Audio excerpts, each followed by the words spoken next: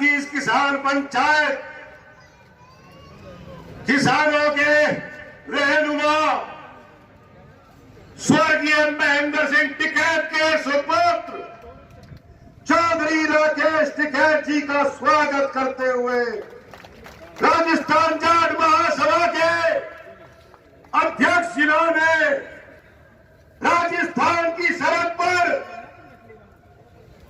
डेरा डाल रखा है, चौधरी राजाराम जी मीर, राजस्थान के किसानों के नेता कॉमरेड अमराराम जी, मेरे अली भाई जो अब विधानसभा में है और मेरी कमी वहां महसूस मुझे नहीं होती, मेरे पूनिया सरदार अभी गरज के गए हैं और इस मंच पे हमारे साथ बहुत पुराना रिश्ता रहा है।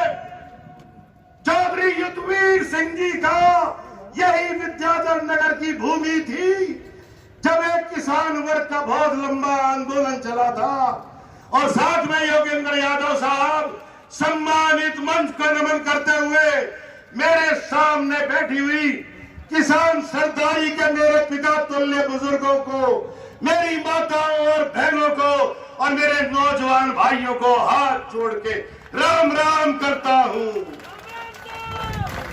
क्या यह अब संयोग है, राम जी की कृपा है, शहीद दिवस के दिन ये महापंचायत जुटी है, टिकैत साहब के कदम यहां पड़े हैं। यह इतिहास की बात है जिस बात को लेकर के यह आंदोलन चल रहा है तीनों कानूनों का। 1907 में समूचे पंजाब में, जिसमें हरियाणा आता था, मौजूदा पंजाब आता था और पाकिस्तान का पंजाब आता था, 1907 में शहीद आजम भगत सिंह के चाचा सरदार अजीत सिंह ने जब संपूर्ण पंजाब के किसानों की जमीनें साहूकारों के बही खातों में दर्ज हो गई थी, लायलपुर की सभा में कहा था, अरे पगड़ी संभाल जट्टा, अरे पगड़ी संभाल जट्टा, और पगड़ी संभाल ओए, लुट लियो माल तेरो, हो गया तू कंगाल रे, मलबे दे शोर नाल और बलबे दे चोर नाल, कदियो नहीं हारनो, कदियो नहीं हारनो, कदियो नहीं। वो भी 3 कानून थे। तब जो है हुकूमत अंग्रेजों की थी, अंग्रेजी क्वीन का राज था और वही स्थिति अब आ गई है। और उस टाइम पे आपको जान करके खुशी होगी कि सरदार अजीत सिंह को गिरफ्तार किया गया और आंदोलन ने इतना विराट रूप लिया कि पेशावर से लेकर के और मेरा डवालीगढ़ तक सरकारी की चूल्हे हिल गई थी। वो ही 3 कानूनों का सवाल आज है।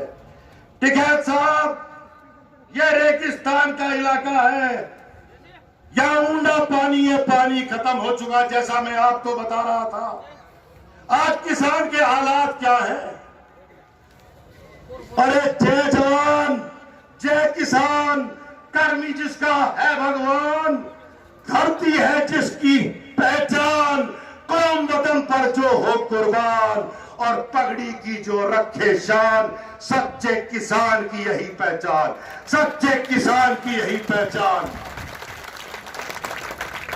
आज किसान का खेत सूखा है, उसका पेट भूखा है, उसके परिवार को तन ढकने को कपड़ा नहीं है, उसका बेटा बेरोजगार है और पेट्रोल डीजल ने उसके गोड़े तोड़ दिए, महंगाई ने उसकी कमर तोड़ दी, उसका सर जो है वो कर्ज के बोझ तले दबा हुआ है और उसकी जमीन जो है वो रहन पड़ी हुई है।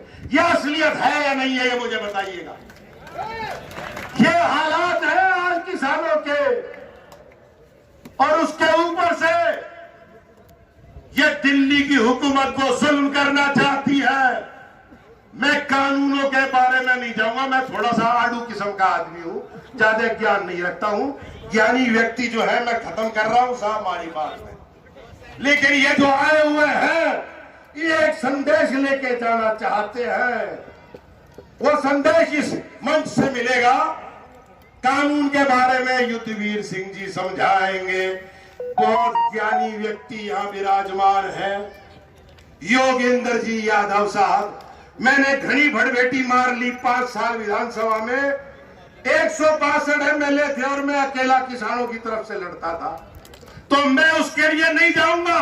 मैंने तो एक बात बता दो, अरे आज राम रूठ गयो और राज रूठ गयो है। किसान के साथ में अन्याय है। किसान को केवल एक बात समझनी है, थे थारो हक मांगने आयो, मारो हक ऐथे रख। तुम्हारा हक है कि किसान का गेहूं जो है, गेहूं की बोरी पे छाप होनी चाहिए कि 2000 रुपए की छाप किसान की गेहूं की बोरी पे होनी चाहिए। वो कहीं है, वो है कहीं, वो माचिस है तो घड़ा इस्तेमाल करो। इसकी कीमत अंकित है, समझ में आई क्या? इस पे एमआरपी लिखी हुई है, 1 रुपए एमआरपी लिखी हुई है, और किसान की कोई भी उपज की कोई मूल्य नहीं है। लड़ाई यहां है एमएसपी कितनी है भाइयों। थारे तो बाजरो घना ही हुआ है, खरीफ में मूंगफली घनी हुआ है। बाजरे की एमएसपी क्या है आपको पता है क्या? एक बाजरा खरीदा गया क्या आपका? 2175 रुपए बाजरे की एमएसपी है, 2175 रुपए। और आज किसान एक ही चीज मांगता है दिल्ली की हुकूमत से, किसान के बाजरे की 1 क्विंटल की बोरी पे 2175 की छाप होनी चाहिए। हमें कोई मतलब नहीं है, और एमएसपी भी गलत है, मैं बताता हूं। हमें समर्थन मूल्य नहीं चाहिए, हमें केवल एक चीज चाहिए, 2 लाइन का आदेश संसद से पास होना चाहिए। किसान की जो भी फसलें हैं उनकी एमएसपी से नीचे कोई भी खरीद नहीं कर सकता, कोई बोली नहीं लग सकती। अब आने दो अंबानी को, अब आने दो अडानी को।